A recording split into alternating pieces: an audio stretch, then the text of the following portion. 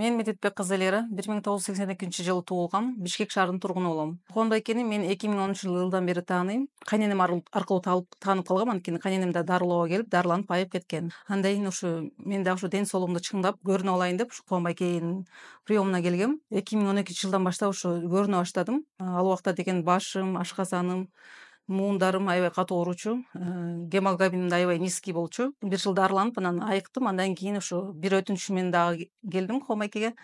Ден соолугум жакшы болгондон кийин ушу 2 кызым бар. 2 кызымды деген кесарево сечение операция жолу менен төрөгөм. Анан официальный медицинада деген 3 жолу гана төрөгөнгө уруксат берилет негизи. Бирок врачтар деген мага деген менин гемоглобиним аябай низкий болгондуктан сен болду төрөбөшүң керек, аябай коркунуч болот деп чек коюшкан да. Ошо ден соолугумду дарылап көрүнгөндөн кийин ушу Куанбайкеге келип, Куанбайке дагы бир ушу эркек бала төрөп алайын деп жүрөм. Ушул тилегим орундалса жакшы болот эле, ушул өтүнүчүмө кандай дейсиз деп кайрылгам. Буюрса ушу баардыгыбыз эми Аллахтан сураналы. Аллахым өзү ошо пенденики сураш, анан Алладан берет деп тилек кылдык. Куанбайкени дагы батасыз берди. Куанбайке дагы батасын берип, буюрса болот кызым, жакшы тилек кыла бер деп. Анан кийин бир жылдан кийин ушу тилегим орундалып, Аллахымдын буйругу менен, Кубанычбек байкемдин батасы менен уулду болдук. Уулду болуп, аябай кубанычыбызда чек жок эле. Ортодо 3 жыл өттү. 3 жыл өтүп анан кийин ушу эми уулум жалгыз болбосун деп, уулум жалгыз болбой ушу дагы шерик кылып төрөп алсам экен деп, Кубанбайкеге дагы келдим. Кубанбайке ушу 3 жыл өттү арадан. Эми буюрса дагы бир эркек бала төрөп алсам жакшы болот эле. Кандайсыз десем, ушул Кубанбайке көрөлү. Негизи деген докторлордон да барып эми уруксат сурап көр деди да. Кандай дейт, ошо консультация алып, сурап көргүлө деди. Анан докторлорго барсам деген, врачтар деген жок, азыр төрөгөнгө болбойт. Сен деген коркунуч болот, анткени деген ден соолугуңа коркунуч алып келиши мүмкүн деди да. Ошондуктан төрөбө деп наотрез отказ беришкен да. Анан докторлор ушинтип айтышты, төрөбө дешти деп Кубанбайкеге келип айтсам, Кубанбайке деген тамырымды кармап, ден соолугумду изилдеп көрүп, анан кийин ден соолугуң жакшы, буюрса төрөсөң болот экен деп уруксат берди. Анан мен да ушу биринчиден ушу Аллахка аманат кылып өзүмдү, андан кийин ушу Кубанбайкенин батасына ишенип, Кубанбайкенин айткандарына ишенип, ушул дагы бирди төрөйүн деп кыз төрөдүм. Уулумдан кийин Аксанат аттуу кызыбыз бар. Анан арадан дагы бир топ жылдар өттү, шүгүр. 5 жыл өттү. 5 жыл өткөндөн кийин эми кандай десем, биз пендебиз да. Анан дагы деле өзүмдү мындай жакшы сезип жүрөм. Анан дагы бир эркек төрөп алсам деген дагы деле ошол үмүтүм өчкөн жок. Ал суроо менен дагы кайра Кубанбайкеге келип кайрылдым. Кубанбайке, ушу эми уулум ак тилегиме ушу дагы бир шерик кылып, дагы бир уул төрөп алсам жакшы болот эле. Кандай дейсиз десем, Кубанбайке баары Алладан деди. Анан ушу мен Аллахымдын кудуретине ишенип, Кубанбайкенин батасына ишенип төрөйүн деп дагы өзүм эме кылдым да. Негизи баардыгы каршы чыгышкан. Докторлорго барсам, доктур аябай эле эме кылышты. Жок, болбойт деп уже эме кылды. Анан ата энем дагы кызым жок, шүгүр де, бир уулуң бар, жетет, ушул өзүңдүн ден соолугуңду да кара деп эме такыр болбой коюшту да. Андан кийин Кубанбайкеге келип айтсам, Кубанбайке эми уруксат бар экен, баары Алладан үмүт кылып, тилек кылып жүрө бер деди. Анан кош бойлуу экенимди дагы билдим. Билип анан кийин ушул негизи кош бойлук болгон кезимде ушу бир 4-5 айга чейин ушу эч кимге айткан жокмун. Кубанбайке билди, анан өзүм үйүмдө эле, анан даже ата энеме айткан эмесмин да, чындап айтканда. Анан бир күнү эле мамам аябай таң калган да. Сен эмне дагы төрөйүн деп атасың май деп чоочуп кетти прям. Буюрса төрөйм деп анан ошо 2022-жылы дагы бир уулумду төрөп алдым. Буюрса ушу 5 балалуу болдук, чоң үй бүлө болдук десем болот. Баса белгилеп айтып кетчү нерсем, биринчиден ушу Алла Тааламдын, Кудайдын бар экенине толук ишендим. Андан кийин Курандын, диндин бар экендигине толук ишендим. Табыпчылык илими бар экенине, элдик медицина бар экендигине толук ишендим десем болот. Андан кийин ушу батанын күчүнө, батанын сырына дагы толук ишендим. Бул бата деген нерсе аябай кандай чоң нерселерге жеткирет экен. Кубанычбек Табып байкемдин батасы менен ушу 5 балалуу болуп отурабыз. Ошо Кубанычбек байкеге чоң ыраазычылык билдирем. дагы ошо илимине илим кошулуп, көп жыл жашасын, оорубасын, ден соолугу ар дайым чың болуп, үй бүлөсү менен бар болсун, аман болсун.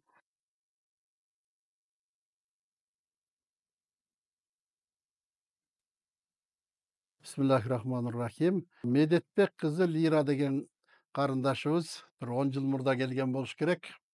Бунун ырастчылык кат жазганынын себеби биринчи өзүнүн ден соолугунда оорулар боюнча келип дарыланган. Андан кийин ошо ден соолугу жакшы болуп айыккандан кийин бир акыл кеңеш айтып суранган. Мен сизден дарыландым. Анан менин бир ниетим бар эле, төрөйүн деген 2 кызымды төрөгөнмүн. Ошолорду жана кесарево сечение менен төрөдүм эле. Врачтар болсо мындан кийин төрөгө. Дагы бирди төрөсөң болот, бирок сенин алдагы ден соолугуң менен риск бар деп. Анан эми мен сизден дарыландым, сизди көрдүм, сиз кандай дейсиз дегенден анан мен тамырын кармап көрүп, азыркы ден соолугуң Кудайга шүгүр эле, кош бойлуулукту көтөрө аласың, дарылансаң болот. Анан мен ушул уул эркек бала төрөсөм дедим эле деп. Эми Аллахым ушул өмүрүңдү берсин, сага ден соолук берсин, жолдошуң экөөңөргө эркек перзент берсин Аллахым деп дуба кылып, бата берип анан дарылоосун бүтүрүп кеткенбиз. Ошондон бир канча убакыттан кийин келиптир, сүйүнчүлөп, сүйүнчү бериң, кош бойлуу экенмин деп. Анан күттүк, төрөгөндө анан эркек бала төрөптүр. Азыр ал уулубуз Актилек деген, жаштарын азыр айта албайм, Кудайга шүгүр. Эми мейли эркек бала төрөдүңөр, Кудайым өмүрүңөрдү берсин, тынч аман жашай бергиле деп. Андан бир 2-3 жылдан кийин дагы кабыл алууга келиптир. Дагы бир эркек төрөсөм кандай болот эле? Эркек балам жалгыз болуп калды. Билесиз биз адамбыз да, пендебиз. Уулумдун шериги болсо деп. Сен врачтарга барып акылдашып кел. Сен деген 3 сечение төрөдүң да бул. Эми врачтарга барып көрүнүп кел, алардын консультациясын, кеңешин алгын. Описание медицина эмне дейт өзү? Деп врачтарга жөнөткөм. Врачтарга барып текшерсе, биз не советуем, кереги жок. Эркегиңди да төрөпсүң, эми мындан кийин жөн эле тынч окаткыл, сага төрөгөнгө такыр болбойт деп алар токтотту дейт. Анан мага келип айткандан анан эми мен дагы адаммын да эми. Пенденики сураш бериш Алладан. Алладан бир өзүңөр да Кудай деп ниет кылгыла, мен да Кудай дейин деп анан дагы батамды берип, дагы бир лечение кылып кетирдик. Андан кийин дагы бир жылдан төрөдү, анан кыз төрөдү. Анан эми өмүрүн берсин мейли биз Аллах Тааладан эркек деп сурадык, Аллахым кыз берди, буга да шүгүр дейли деп кетишкен. Анан ошондон 3 жылдан кийинби, 4 жылдан кийин дагы келиптир. Дагы эле баягы суроом байке. Дагы бир эркек бала төрөп алсам жакшы болот эле, уулума шерик болсо деп. Мен да ойлоноюн, мен деген эч ким эмесмин, мен пенде элемин, мен сураачу элемин да, себепкермин деп. Анан аяк биягын карап, ден соолугун карап, ата энең эмне дейт десем, ата энем каршы болуп атат деди. Атам такыр эле төрөө, энем дагы. Оозуңду ачпа. 4 бала төрөдүң, каяка эми? Анан кийин ата энесине айтсам болбой койду деп келди, бирок мен баары бир сизден дарыландым, көрдүм, менден башка дагы адамдардын төрөй албайт деген диагноз менен келгендердин төрөгөндөрүнө күбө болдум. Мен дагы бирди төрөйм байке деп анан. Анан эми баардыгы Кудай Тааланын колунда, Аллахтан. Пенденики сураш, бериш Алладан.